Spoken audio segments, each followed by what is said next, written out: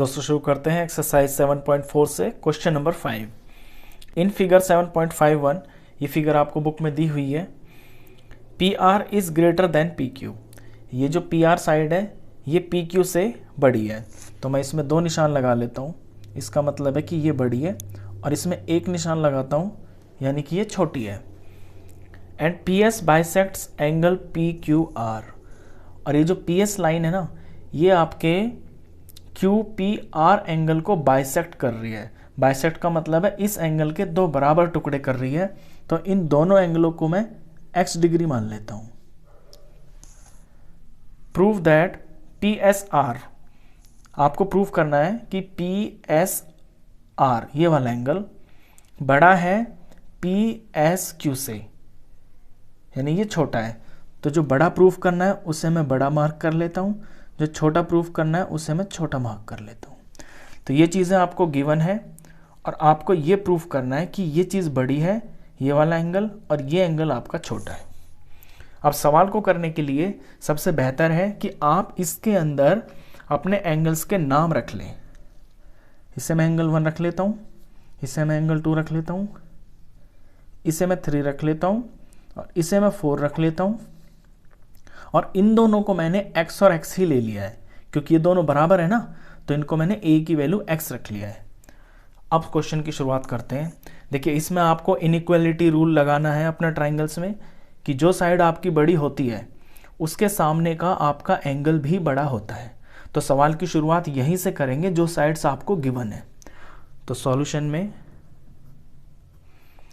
आपको गिवन है कि पी आर बड़ा है पी क्यू से, P R is greater than P Q. जब पी आर पी क्यू से बड़ा है तो इस ट्राइंगल के अंदर, पूरे ट्राइंगल के अंदर आपका एंगल जो 3 है ये एंगल 4 से बड़ा हो जाएगा, क्योंकि बड़ी साइड के सामने का एंगल बड़ा होता है, छोटी साइड के सामने का एंगल छोटा होता है। तो फिगर के अकॉर्डिंग आपका एंगल 3 बड़ा हो गया एंगल 4 से।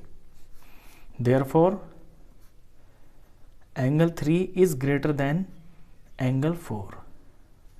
अब बारी बारी से अपने ये 2 अलग अलग ट्राइंगल्स को यूज करके मैं एंगल 3 और एंगल 4 की वैल्यू निकालूंगा, angle sum property of triangle को यूज करके।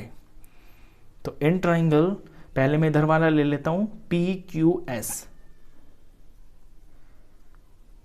पी क्यू एस के अंदर मेरे 3 एंगल्स हैं, एक तो है x, एक है 3 और एक है 1। इन तीनों को मैं प्लस करूंगा, ये इज इक्वल टू 180 हो जाएगा। तो यहां से शुरू करते हैं। एंगल 3 प्लस एंगल 1, और ये x को मैं x से ले लेता हूं, ये तीनों मिलके हो जाएंगे आपके 180 degree. Reason, angle sum property of triangle. Triangle के तीनों एंगल्स का सम 180 होता है। अब यहां से मैं एंगल 3 की वैल्यू निकालूंगा, क्योंकि मुझे यहां गिवन में दिया हुआ है ना, मैंने गिवन में यहां निकाल लिया कि एंगल 3 एंगल 4 से बड़ा है। तो एंगल 3 की वैल्यू मैं यहां से निकालूंगा। तो एंगल 3 मेरा हो जाएगा 180 डिग्री, और ये जो 1 और x हैं इस तरफ, ये इधर जाके माइनस हो जाएंगे, माइनस एंगल 1 और माइनस x। अब जिस तरह से मैंने यहां एंगल 3 की वैल्यू निकाली है, इसी तरह से मैं एंगल 4 की वैल्यू निकालूंगा अपने इस ट्राइंगल को लेके, पी एस आर ट्राइंगल को लेके। तो in triangle P S R, इसके अंदर भी आपके तीनों एंगल मिलके 180 के हो जाएंगे। तो लिखेंगे 4 + 2 + x, angle 4 plus angle 2 plus x is equal to 180 degree. और इसका भी रीजन यही है, angle sum property of triangle. यहां से एंगल 4 की वैल्यू निकालते हैं। एंगल 4 हो जाएगा आपका 180 डिग्री, इधर एंगल 2 माइनस हो जाएगा जाके, और ये x इधर जाके माइनस हो जाएगा। तो अभी मैंने सिंपल इतना किया है कि जो 2 एंगल्स मुझे पता चले हैं क्वेश्चन में कि छोटा बड़ा कौन सा है, उनको मैंने अपने 180 की फॉर्म में निकाल लिया है। इन्हें मैं नंबर 1 और नंबर 2 रखता हूं। अब देखिए, क्योंकि ये दिया हुआ है कि एंगल 3 आपका बड़ा है एंगल 4 से, हम ऊपर निकाल चुके हैं, तो यहां पे लिखेंगे because angle 3 is greater than angle 4।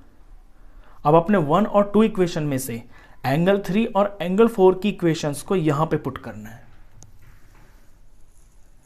तो एंगल 3 है आपका 180 degree minus angle 1 minus x. अच्छा, ये ग्रेटर देन का निशान है तो यहां ग्रेटर देन का निशान लगाएंगे, जो इनके बीच में रिलेशन है वही लगाएंगे आप। एंगल 4 की वैल्यू है 180 degree minus angle 2 minus x. अब यहां से जो दो चीजें आपकी कट रही हैं उन्हें आप काट सकते हैं। देखिए, दोनों तरफ का आपका 180 है और 180 है, ये कट गया। दोनों तरफ माइनस एक्स और माइनस एक्स है, ये कट गया। आपका बचा क्या?